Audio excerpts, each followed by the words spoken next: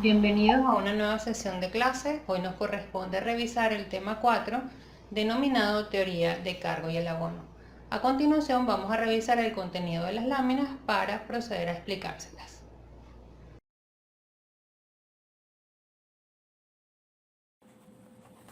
Teoría del cargo y del abono.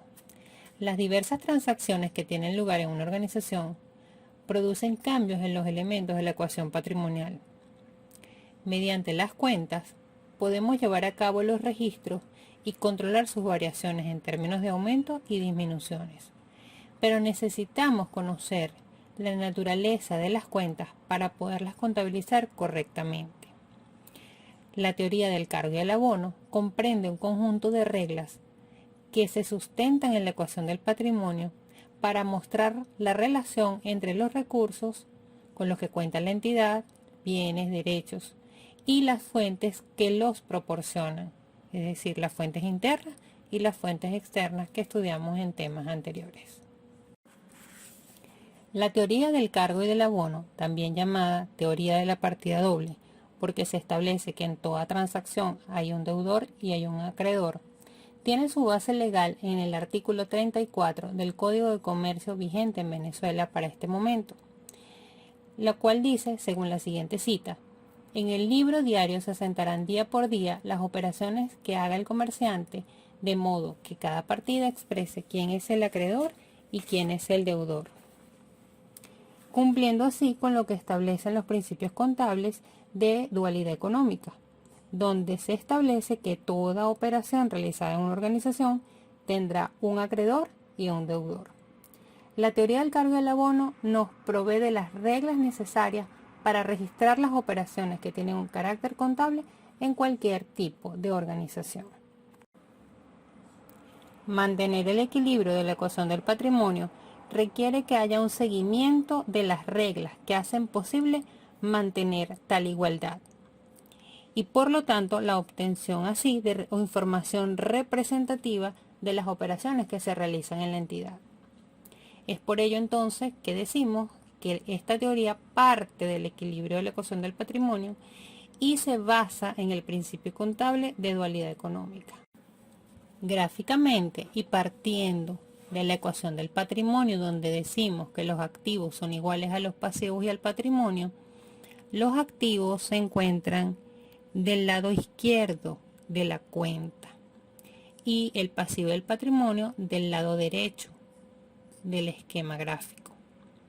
Aquí observamos entonces que los activos aumentan mediante cargos o débitos y disminuyen mediante abonos o créditos.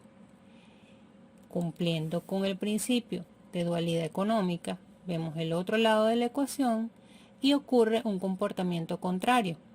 Los pasivos y el patrimonio van a aumentar mediante abonos y créditos y van a disminuir mediante cargos y débitos. Es así entonces como podemos concluir que los activos van a tener saldo deudor y los pasivos y patrimonio van a tener saldo acreedor. El saldo es la diferencia numérica entre la sumatoria de todos los elementos del debe o de los cargos y la sumatoria de todos los elementos de los abonos o del haber. Y esa diferencia indicará si la cuenta es de saldo deudor o es de saldo acreedor. Los activos se crean mediante un cargo. Aumentan realizando o efectuando cargos y disminuyen realizando abonos. Por el contrario, los pasivos y el patrimonio se crean mediante el registro de un abono, aumentan con un registro de un abono y disminuyen con el registro de un cargo. El patrimonio se modifica producto del resultado de las operaciones que se realizan en la entidad. Si la empresa, después de un ejercicio económico, obtiene utilidad, el patrimonio aumentará. Si por el contrario el resultado de ese ejercicio económico es pérdida, el patrimonio va a disminuir. La utilidad o la pérdida viene dada por la diferencia que existe entre el total de ingresos y egresos que se acumulan y se obtienen durante el periodo determinado. Si los ingresos son mayores a los egresos, el resultado es una utilidad, y si es el caso contrario, es una pérdida. Los ingresos afectan de manera positiva el patrimonio porque traen consigo su incremento. Es por ello que entonces los ingresos se comportan igual que el patrimonio, aumentan por el haber y disminuyen por el debe, siendo entonces las cuentas de ingreso cuentas de saldo acreedor. Si existieran cuentas de comportamiento especial, como el caso de las devoluciones o descuentos en ventas, estas se van a comportar de manera contraria, porque su función es rebajar a las cuentas de ingreso. Entonces van a aumentar por el debe y van a disminuir por el haber. Las cuentas de egreso disminuyen el patrimonio. Es por ello que su comportamiento es aumentando por el debe y disminuyen por el haber, siendo su saldo deudor.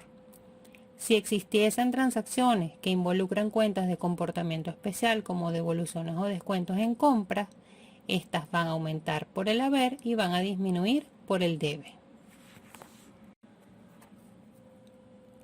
La cuenta personal. La cuenta personal tiene como función controlar y registrar detalladamente los retiros o la desinversión que haga el propietario de la empresa. Siendo así, entonces la cuenta personal va a aumentar por el debe y va a disminuir por el haber. Esta cuenta tiene una naturaleza y un saldo deudor. Esta cuenta se cierra al final del ejercicio para trasladar su efecto a la cuenta patrimonio. Cuentas de valoración. Ellas tienen como función disminuir o ajustar el valor de otra cuenta de activo. Por lo tanto, estas cuentas van a aumentar por el haber y van a disminuir por el debe, siendo su saldo acreedor. Un ejemplo de una cuenta de valoración puede ser la cuenta de depreciación acumulada de algún activo fijo, en este caso mobiliario, que tiene como función rebajar o ajustar el valor por el cual hemos registrado el mobiliario. Cuentas de orden. Recordamos que su función es brindar información acerca de eventos que pudieran en un momento dado afectar a la empresa, pero que por lo pronto no afectan y que solamente se presentan a título informativo. Las cuentas de orden, hay cuentas de orden deudora y cuentas de orden acreedoras para que se mantenga el equilibrio en la ecuación del patrimonio. En esta representación gráfica tenemos el resumen entonces de cómo se comportan las cuentas, cumpliendo con la teoría del cargo y el abono. Aquí vemos entonces que los activos y las cuentas de egreso son cuentas de naturaleza deudora que aumentan por el debe y disminuyen por el haber, mientras que los pasivos, el patrimonio, los ingresos y las cuentas de valoración son cuentas de naturaleza acreedora que aumentan por el haber y disminuyen por el debe. Y asimismo tenemos las cuentas de orden, que como acabo de mencionar, tenemos cuentas de orden tanto de naturaleza deudora como de naturaleza acreedora para que no se afecte el equilibrio de la ecuación patrimonial. Principios fundamentales que debemos tener en cuenta cuando estudiamos la teoría del cargo y el abono. Toda operación comercial conlleva un intercambio de valores en la ecuación del patrimonio, pero en sentido contrario. Unas partidas aumentan, otras partidas disminuyen. Todo hecho contable afecta por lo menos dos cuentas. Independientemente de la complejidad de la operación, independientemente del tipo de empresa en donde se realice la operación, en una transacción siempre va a haber al menos dos elementos afectados. Y el total de los cargos siempre será igual al total de los créditos para garantizar el equilibrio del. es muy importante considerar lo siguiente. En contabilidad 1 vamos a trabajar con un sistema de inventario periódico, lo cual implica que el inventario de mercancía lo vamos a utilizar para registrar el aporte inicial o el saldo inicial y el final de cada ejercicio económico. Las adquisiciones de mercancía que se sucedan durante el ejercicio económico se van a llevar a la cuenta compras. Si adquirimos mercancías durante el ejercicio y esas mercancías no están disponibles en la organización, las registraremos en la cuenta mercancías en tránsito y una vez que estén disponibles se trasladará ese monto a la cuenta compras, rebajándola de la cuenta mercancías en tránsito. Si las operaciones de compra y venta de mercancías son a créditos y estas involucran una operación de descuento o devolución, estas se registrarán en cuentas de comportamiento especial de manera separada. Si las operaciones de compra y venta de mercancías son al contado y estas involucran o tienen la consideración de un descuento, este se tomará en cuenta para efectos de realizar los cálculos, pero no se registrarán en una cuenta separada. Se registrará la compra o la venta por el monto final de la transacción. Al adquirir bienes distintos a mercancías, como por ejemplo un bien de propiedad, planta y equipo, llámese vehículo, llámese mobiliario, este se registrará afectando su correspondiente cuenta de activo y se hará el registro por su valor de adquisición siguiendo el principio contable del costo. Los intereses causados y devengados se generan con el transcurrir del tiempo, por lo que no van a formar parte del valor nominal de la letra de cambio en el caso de que la transacción esté respaldada por este título. Y estos intereses se calcularán y se registrarán entonces al momento de su pago o de su cobro en cuentas nominales. En el caso de egresos se llamarán intereses gastos y en el caso de ingresos se llamarán intereses ganados. Los intereses incluidos forman parte del valor nominal de la letra de cambio y se calcularán al momento de su emisión registrándolas en cuentas de valoración, denominadas intereses diferidos por causar en el caso de las compras o intereses diferidos por devengar en el caso de las ventas. Con el transcurrir del tiempo, los intereses diferidos por causar se convertirán en intereses gastos y los diferidos por devengar se convertirán en ingresos. Si las operaciones de compra o venta están soportadas por facturas y garantizadas por letras de cambio, estas se registrarán en las partidas denominadas efectos por cobrar o pagar, según sea el caso.